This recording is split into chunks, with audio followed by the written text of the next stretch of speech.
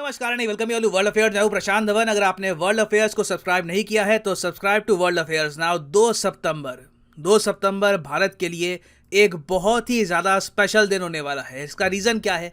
क्योंकि 2 सितंबर को भारत का पहला made in India aircraft carrier मिल जाएगा। ये बात आज से कई दशकों पहले कोई इमेजिन नहीं कर सकता था कि इंडिया खुद एक एयरक्राफ्ट कैरियर बनाएगा। INS Vikrant will be ready. और पीएम मोदी जब आईएनएस विक्रांत को इनॉग्रेट करेंगे तब उसी टाइम पीएम मोदी देश को एक नया इंडियन नेवी का फ्लैग भी देंगे। ये मैं आपको बता रहा हूं, एक बहुत ही हिस्टोरिक स्टेप है। और रिसेंटली इस पर बहुत आर्टिकल्स पब्लिश हुए हैं जहां पे लिखा है कि PM Modi to unveil new ensign of Indian navy. अच्छा, इनसाइन जो लिखा है ना, इसका मतलब झंडा होता है। जो नेवी की शिप्स है उसमें जो झंडे लगे होते हैं ना, उनको हम कहते हैं इनसाइन। तो कंफ्यूज मत हो जाना, यहाँ पे हम एक झंडे की बात कर रहे हैं। इंडियन नेवी का जो झंडा है ना, इसको हम बदल देंगे। अब यहाँ पर आप कहोगे क्यों बदलोगे?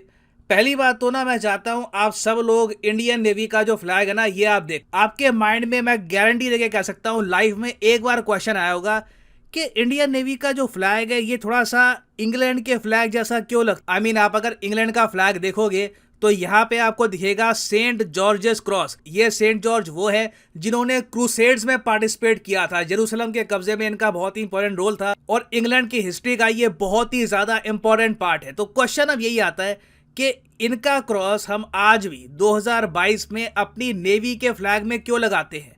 ऑफ कोर्स ऑब्वियसली इसका आंसर यही हो सकता है कि एक टाइम पर हम ब्रिटिश एम्पायर के अंडर थे, उसी की विरासत होगी। बात तो ठीक है, मगर हम आसपास के बाकी देशों को देखें जो एक टाइम पे ब्रिटिश एम्पायर के अंडर थे, उनके आप अगर नेवी के झंडे देखोगे तो काफी डिफरेंट आपको दिखेंगे। फॉर एग्जांपल ये पाकिस्तान नेवी का फ्लैग है, यहाँ पर आपको सेंट जॉर्ज का क्रॉस आपको नहीं मिलेगा। जो श्रीलंका नेवी का फ्लैग है वो भी आप देखो, कोई आपको क्रॉस नहीं मिलेगा। और इवन आप अगर यूएस नेवी का फ्लैग देखो, यूएसए हालांकि कंप्लीटली कभी यूके की कॉलोनी था नहीं, मगर यूएसए का बहुत सारा हिस्सा एक टाइम पर ब्रिटिश एम्पायर के अंडर आता था। तब भी आप देखोगे कि इनकी नेवी पे कोई आपको क्रॉस नहीं मिलेगा। सिंपल इनका लोगो है यूएस नेवी का लोगो। तो क्वेश्चन तो देखिए काफी बार उठते थे कि इंडियन नेवी का जो फ्लैग है वहां पर हम सेंट जॉर्ज का क्रॉस, जो इंग्लैंड और सिटी ऑफ लंदन ने अडॉप्ट कर लिया था 1190 में, और तब से हम देख रहे हैं कि जो भी इनकी इंग्लिश शिप्स होती है, जो इनकी नेवी शिप्स होती है, वहां पे आपको एक झंडा दिखेगा। इवन इनका नेशनल फ्लैग, इंग्लैंड का नेशनल फ्लैग यही है। यूके का फ्लैग अलग है, यूके इंग्लैंड में फर्क है। इंग्लैंड एक देश है, यूके कंट्रीज का एक ग्रुप है। तो आज भी हम ये क्रॉस अपनी इंडियन नेवी में क्यों यूज करते हैं? अब इसकी भी हिस्ट्री बड़ी इंटरेस्टिंग है, यहाँ पे आपको समझना होगा। जब 1947 से लेकर 50 का टाइम था, हमको बिल्कुल अभी इंडिपेंडेंस मिली ही थी, उस वक्त भी आप अगर देखोगे बहुत सारे अंग्रेज सर्विस कर रहे थे, धीरे धीरे वापस वो अपने कंट्री में गए। उस वक्त तक आप अगर देखो तो इंडियन नेवी का जो फ्लैग है ये ऐसा था, ठीक है। 1947 से लेकर 50 तक यूनियन जैक अच्छे से यहाँ पर बना हुआ था, हमको याद दिलाते हुए कि आप हिस्ट्री में किसकी कॉलोनी थे। फिर आया 1950 से लेकर 2001 का दौर। इंडिया ने बड़ा चेंज किया। चेंज ये किया कि क्रॉस तो हमने नहीं बदला, क्रॉस तो अपनी जगह बना रहा। हमने बस ये कर दिया कि यूनियन जैक की जगह ना हमने अपना इंडिया का झंडा यहाँ पे लगा दिया। तो 1950 से लेकर 2001 तक ये झंडा चला। फिर आया अटल बिहारी वाजपेयी जी का दौर। अटल बिहारी वाजपेयी जी ने 2001 में अपने इंडिपेंडेंस डे स्पीच के दौरान एक फैसला लिया। इन्होंने ये कहा कि देखिए अब टाइम आ चुका है कि कॉलोनियल एरा के जो साइन है हम उनको पीछे रखें, अपनी खुद की एक नई पहचान बनाएं। तो अटल बिहारी वाजपेयी जी के एरा में हमने देखा कि 2001 से लेकर 2004 तक ये था इंडियन नेवी का फ्लैग। क्रॉस गायब हो चुका था। ये एक हिस्टोरिक मोमेंट था इंडिया के लिए। और यहां पर आप देख पाओगे उस टाइम का आर्टिकल है, 2001 का आर्टिकल है कि navy to unfurl its Indianized new ensign on Independence Day. और यहाँ पे नीचे लिखा हुआ है कि फाइनली जो कॉलोनियल एरा का क्रॉस था उसको हम हटा रहे हैं। बहुत लंबा समय लग गया ये करने में, 51 ईयर्स लग गए, मगर finally we are doing this. अच्छा, ये जो झंडा था यहाँ पर आप देख रहे हो, ये बस रहा 3-4 साल तक, क्योंकि उसके बाद जैसे ही 2004 स्टार्ट हुआ तो इसके अप्रैल महीने में हमने देखा कि वापस जो ये क्रॉस है ये लौट चुका था और एक नए पैटर्न का इंडियन नेवी का झंडा सामने आया। और फिर हम देख रहे हैं 2004 से लेकर आज 2022 खत्म होने को आ रहा है, ये है इंडियन नेवी का फ्लैग। अब यहाँ पर आप देखोगे एक चेंज ये किया गया है कि क्रॉस के बीचों बीच ना भारत सरकार का जो ये एम्बलम है सत्यमेव जयते के साथ ये यहाँ पर इंस्क्राइब कर दिया गया। ये एक छोटा चेंज आया था, बाकी ओवरऑल आप अगर देखो क्रॉस वापस ला दिया गया था। जब सरकार से पूछा 2004-2005 में कि आप जी क्रॉस वापस क्यों लेके आए हो, तो सरकार ने कुछ इसका प्रॉपर आंसर दिया नहीं। नेवी ने यह कहा कि हम कुछ ऐसा झंडा चाहते थे जिससे हमारी हिस्ट्री के बारे में पता लगे और ये जो फ्लैग है दूर से दिखे, it is unique as well. अब देखिए इंडियन नेवी अपने हिसाब से उस वक्त इतनी गलत थी भी नहीं, क्योंकि आप अगर देखो इंडियन नेवी के लिए हमारी सबसे historic battle as an independent country कौन सी थी, ये थी 1971 की वॉर विद पाकिस्तान।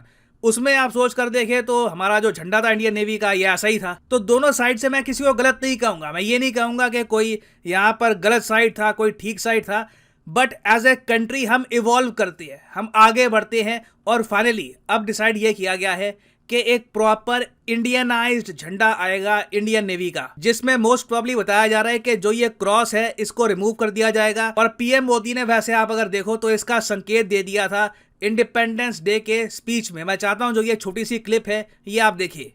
दूसरा प्राण है किसी भी कोने में, हमारे मन के भीतर, हमारे आदतों के भीतर गुलामी का एक भी अंश अगर भी अभी भी है तो उसको किसी भी हालत में बचने नहीं देना। अब 100%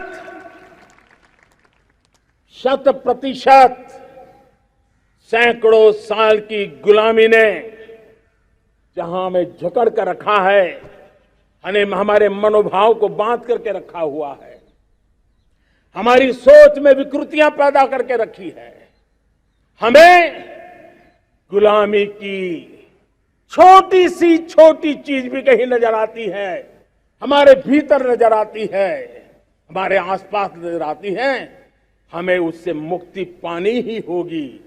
ये हमारा दूसरी प्राण शक्ति है।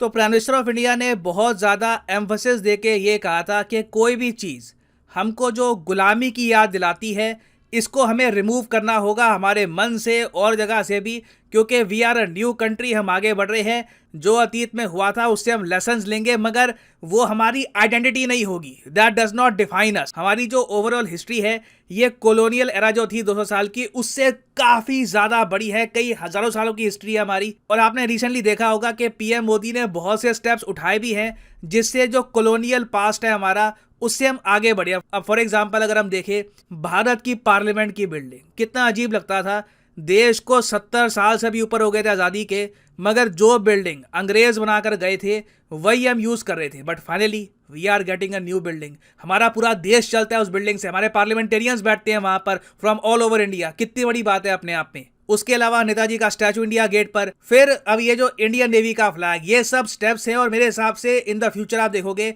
प्राइम मिनिस्टर ऑफ इंडिया और भी मेजर स्टेप्स लेंगे जिससे कोई भी एक साइन है जो हमको कॉलोनियल एरा की याद दिलाता है इसको रिमूव किया जाएगा। अब आप अगर यहाँ पे पूछोगे कि नया इंडियन नेवी का फ्लैग कैसा होगा, इसके बारे में हमको 2 सितंबर में पता लग जाएगा। It will be very interesting to see कि क्या वापस जो 2001-2004 का जो फ्लैग था यहाँ पे हम वापस जाते हैं या फिर ऑल टुगेदर एक नया डिजाइन दिखता है, देखना होगा। मगर मैं आपको ये बता दूं, याद रखिएगा ये डेट 2 सितंबर, it will be a historic day for India. और फाइनली यहाँ पे मैं आपसे एक क्वेश्चन पूछूंगा जिसका आंसर आप सब लोग करोगे कमेंट सेक्शन में। क्वेश्चन यहाँ पर यह है कि international day against nuclear test ये हम किस तारीख को ऑब्जर्व करते हैं हर साल। अभी रिसेंटली इसको ऑब्जर्व किया गया था, यूनाइटेड नेशंस, दुनिया के बहुत सारे कंट्रीज ने इसको ऑब्जर्व किया है। बहुत इंपॉर्टेंट टॉपिक है ये आज के समय, तो एक न्यूक्लियर थ्रेट दुनिया आज के समय फेस कर रही है। तो लिखेगा इसके बारे में कमेंट सेक्शन में कि international day against nuclear test ये ऑब्जर्व कब किया गया था, 26 अगस्त, 24 अगस्त, 29 अगस्त या फिर 25 अगस्त को। कमेंट सेक्शन में सब लोग आंसर करिए। सही आंसर मैं आपको दूंगा नहीं, जो लोग सही आंसर करेंगे उनकी कमेंट को मैं हार्ट दे दूंगा ताकि बाकी लोग समझ पाए कि सही आंसर क्या है। और फाइनली आप सब लोगों के लिए इंपॉर्टेंट इन्फॉर्मेशन, अनअकैडमी की जो 20% डिस्काउंट सेल है ये कुछ ही दिनों के लिए फिर से एक्टिव हुई है। अगली बार ये मोस्ट प्रॉब्ली 1 महीने बाद ही एक्टिव होगी, it will take a very long time. तो सभी कोर्सेज पर, चाहे एसएससी, यूपीएससी, बैंक, सभी कोर्सेज पर फ्लैट 20% डिस्काउंट चल रहा है। तो लेट्स से फॉर एग्जांपल आप प्रिपेयर कर रहे हैं फॉर यूपीएससी, तो वीडियो के कमेंट सेक्शन में जाओ, यहाँ पे आपको मिलेगी ये पिन कमेंट, यहाँ पे करो यूपीएससी के लिंक पर क्लिक और यहाँ पे आप परचेज कर पाओगे यूपीएससी का कोर्स फ्रॉम अनअकैडमी। और यहाँ पे आप देख पाओगे जो प्राइसेस लिखे हैं ना यहाँ पर, फॉर एग्जांपल लेट्स से आपको 36 महीने का जो कोर्स है ये परचेज करना है। अभी आप कॉलेज स्टूडेंट हो, टाइम है 1-2 साल का, आराम से आप रुक कर प्रिपेयर कर सकते हैं फॉर यूपीएससी।